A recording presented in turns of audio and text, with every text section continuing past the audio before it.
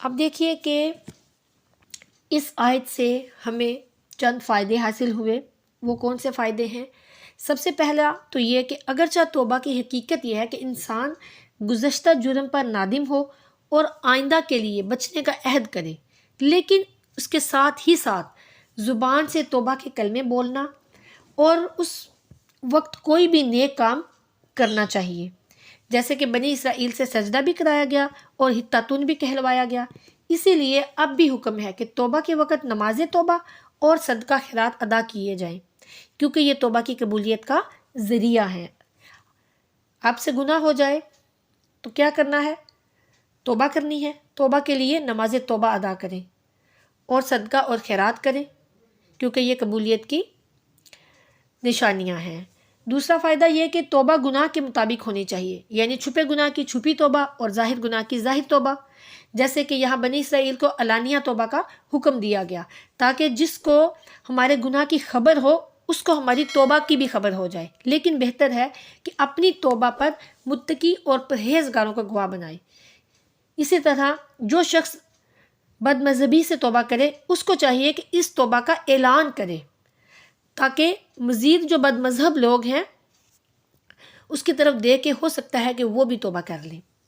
پھر یہ کہ متبرک مقامات جہاں پر رحمت الہی کا نزول ہوتا ہے وہاں جا کر توبہ کرنا اور اطاعت بجا لانا زیادہ قبولیت کا سبب ہے، جیسے کہ بنی اسرائیل کو توبہ کرنے اور عبادت کرنے کے لیے اس شہر متبرک میں بھیجا گیا۔ تفسیر عزیزی نے اس جگہ پر فرمایا ہے کہ بعض خاندانی اور بزرگ لوگ ایسے ہوتے ہیں کہ جن کے پاس بیٹھ کر توبہ کرنے اور عبادت کرنے سے جلد قبولیت ہوتی ہے۔ چنانچہ ابن مردویہ نے ابو سعید خدری رضی اللہ عنہ سے روایت کی ہے کہ ایک دن ہم حضور نبی کریم صلی اللہ علیہ وآلہ وسلم کے ساتھ سفر میں تھے۔ رات کے آخری حصے میں پیارے آقا صلی اللہ علیہ وسلم ایک پہاڑ سے گزرے جس کا نام دار الحنظل تھا۔ آپ صلی اللہ علیہ وآلہ وسلم نے فرمایا کہ یہ گھاٹی بنی اسرائیل کے اس دروازے کی طرح ہے، یعنی کہ اس دروازے کی طرح ہے جس سے ان کو سجدہ کر کے داخل ہونے کا حکم دیا گیا تھا اور جہاں سے ان سے توبہ کروائی گئی تھی۔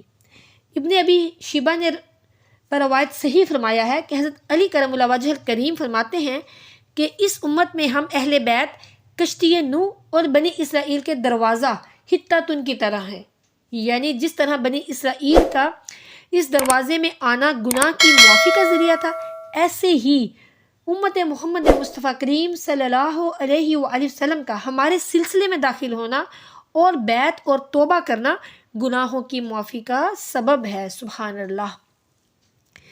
اللہ تعالی ہمیں بھی توبہ کی توفیق عطا فرمائے اور اس دروازے سے داخل ہونے کی توفیق عطا فرمائے، آمین ثم آمین۔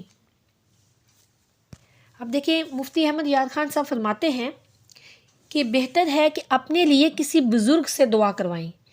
کیوں؟ کیونکہ بزرگ جو ہیں ان کی زبان سے نکلی ہوئی دعا حق تعالیٰ تک پہنچتی ہے، جیسے کہ کمان کا تیر اور بندوق کی گولی۔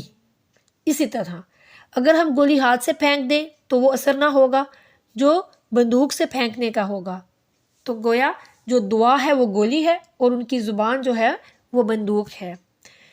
پھر یہ فائدہ حاصل ہوا کہ انبیاء کرام علیہ الصلوۃ والسلام اور اولیاء کرام رحمۃ اللہ تعالیٰ علیہم اجمعین کے جو مزارات ہیں ان پر حاضر ہو کر دعا کرنا بہت بہتر ہے۔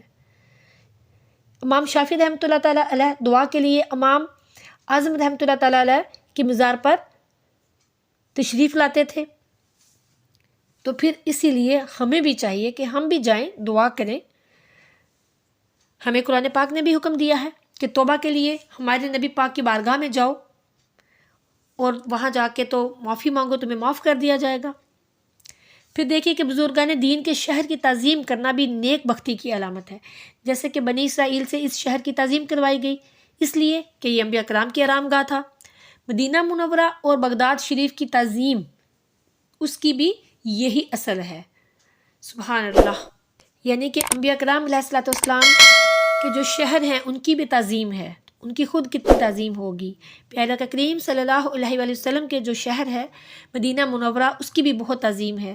بہت سے لوگ جو ہیں وہ وہاں پر بغیر جوتوں کے بھی جاتے ہیں اور بہت زیادہ عزت اور تکریم کرتے ہیں۔ حضرت موسیٰ علیہ السلام کو بھی اسی طرح وادی سینا میں داخل ہوتے وقت نالین اتار دینے کا حکم دیا گیا تھا. اور کچھ لوگ ایسے بھی ہیں جو اپنے جو مرشد ہیں، اپنے جو شیخ ہوتے ہیں، ان کے شہر میں ننگے پاؤں رہتے ہیں، جوتا نہیں پہنتے. حضرت امام مالک حدود مدینہ میں گھوڑے پر سوار نہ ہوتے.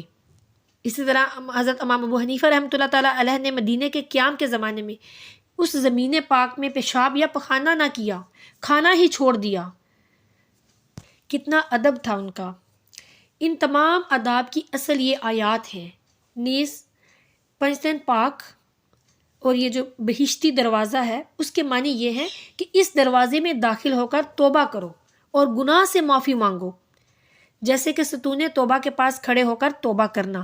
غالباً اس جگہ پر جو بابا فرید ہیں انہوں نے عبادت کی، ظاہر سی بات ہے، تو بس یہ ان کی اسی عبادت کی وجہ سے اس کو عزت اور تکریم عطا کی گئی.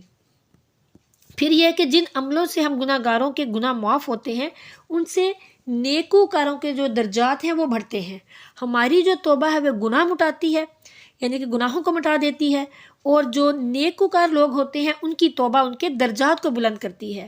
ہماری مصیبتیں ہمارے گناہوں کی وجہ سے ہیں، ان کی مصیبتیں ترقی درجات کے لیے ہوتی ہیں، درجات کی بلندی کے لیے ہوتی ہیں.